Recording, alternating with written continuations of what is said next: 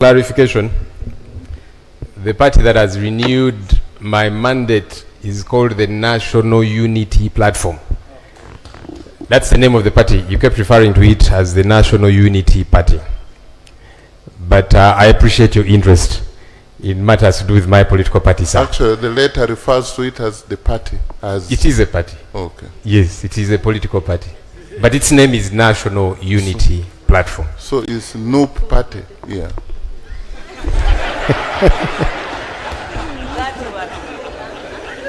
Mr. Speaker, again, to comfort you and the honorable colleagues, really I'm not here to oppose anything and everything. No. My duty and the duty of colleagues on this side is to keep the government in check. That's our duty. And I invite colleagues to join us in doing this duty, doing the same, executing this mandate. Because keeping the government in check is for the good of each one of us. Honorable Speaker, I'm sure one of these days you will have a day when members will raise matters of national importance.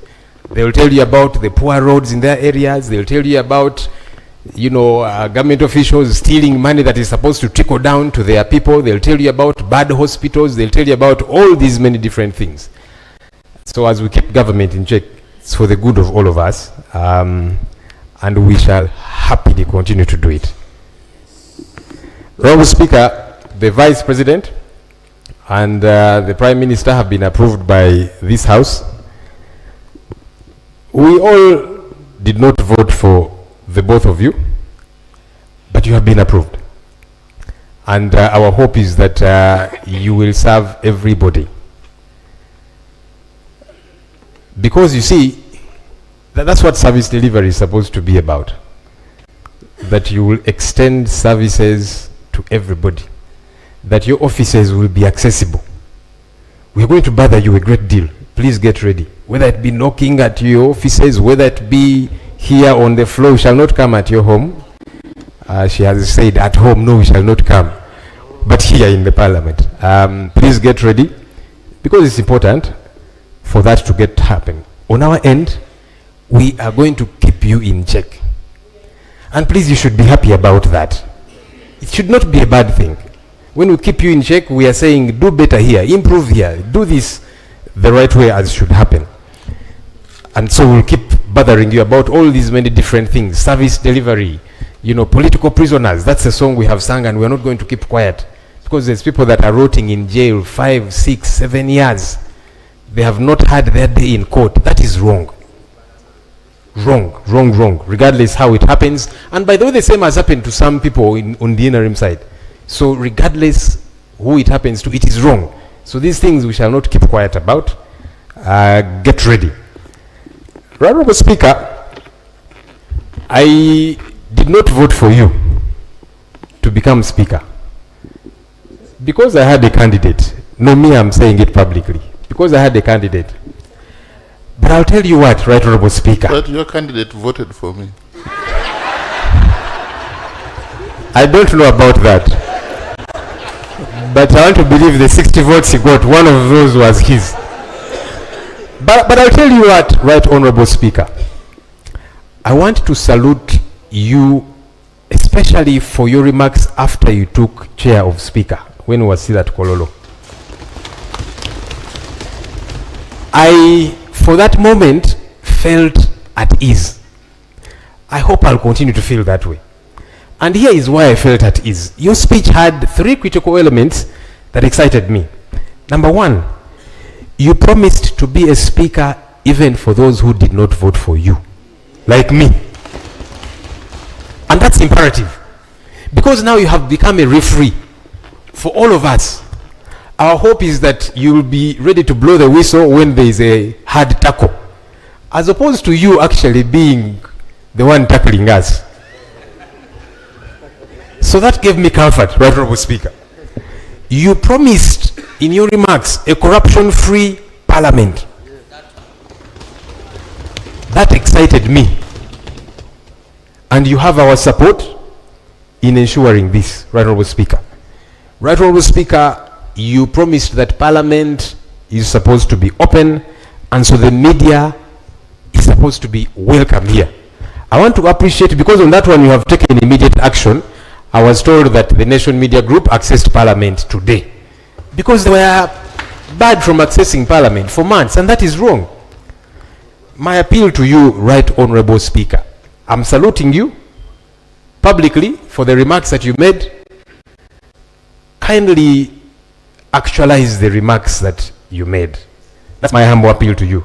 You know, sometimes we say things and then we don't actualize them. But my hope is that you are going to actualize these remarks that you made, that we shall all feel comfortable in being in this house, that I should feel at ease to stand up and object to something. And I know I'm not going to be vilified. And by me, I mean several colleagues, that nobody is going to be vilified for having that school of thought. That's why we are all here. We all have different schools of thought. Honourable Speaker, I have been leader of the opposition for 2.5 years in the 11th Parliament. Leader of opposition by law is part of the Parliamentary Commission. I did not attend even one single Parliamentary Commission meeting. How can that be right? Because I was invited. Honourable Speaker, when I made a lot of noise about this issue, subsequently there were about 2 or 3 invitations that came to my office. And how did they come? So the office you're occupying now approves whenever a leader of the opposition is going, even if it is out of town, for official duty. So one of those times, I think we were going to these entities we were oversighting in Amuru, Inspire Coffee, in Tungamo. So you are on the way there, you get a call from the office that a letter has come here for Parliamentary Commission, and it is happening in 30 minutes. So yes, some people might say I got invited about 3 times. Yes, but I was on the way out of town for official duty, and the Speaker's office knew. These things have got to change. Let's observe the law. Let's do right, as is expected. Finally, Right Honourable Speaker. Honourable Speaker, you have seen the quandary we are grappling with here. We don't have adequate space. This Parliament, I am told, was made for about 80 people the time it was constructed. We are now 529 members. When you add the ex-officials, we shall be 550 plus. Now that we have opened the space and said we can have many more ministers, we are waiting. Right Honourable Speaker, there is new chambers that have been under construction for donkey's years. It is something that I have talked about here on the floor of Parliament. Money is appropriated for the same. What is happening? Every financial year money is appropriated. Why has that place become a bottomless pit? Why do they not finish constructing that place so that members don't sit on their laps? Especially because money is appropriated. It would be a different thing if somebody was saying there is no money available, but money is passed here. At one time I said, look, can we stop passing this money? But the money is appropriated. Work doesn't happen. Meanwhile, Parliament spends billions of shillings to rent office space for members and staff. Why? Honourable Speaker, we are trusting you to fix these issues. I'm glad that you ably talked about them. We are looking forward to working with you. We are looking forward to all of us enjoying our space here, supporting what we feel is right to support, objecting to what we feel we should object to, and who will benefit? The people of Uganda out there. I thank you and congratulations to us all. Thank you very much. We have to conclude at this point, but it is good to talk over these things. The Parliamentary Commission, to have this Parliament work, we have to start by having a functional Parliamentary Commission. And then we have the committees work. The work has started today. Within 2 weeks, the clerk will give me the status report on that building and what needs to be done and when it's going to be completed. And I'll report here. So the business committee has to work. We are going to do what they call resetting the factory default. Thank you very much. But before, Honorable Kasaija, Matia Kasaija, just stand up and we recognize you He has just made 82 years today. You will do 100. You will do 100. Happy birthday.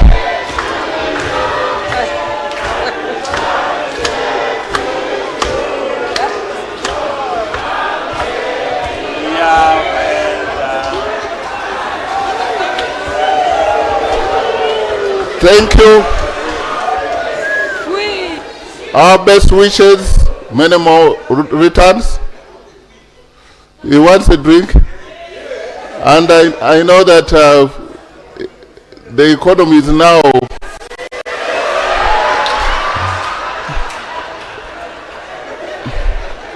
so the House is adjourned to 4th June at 4th of June at 2 p.m. at Kololo. House adjourned.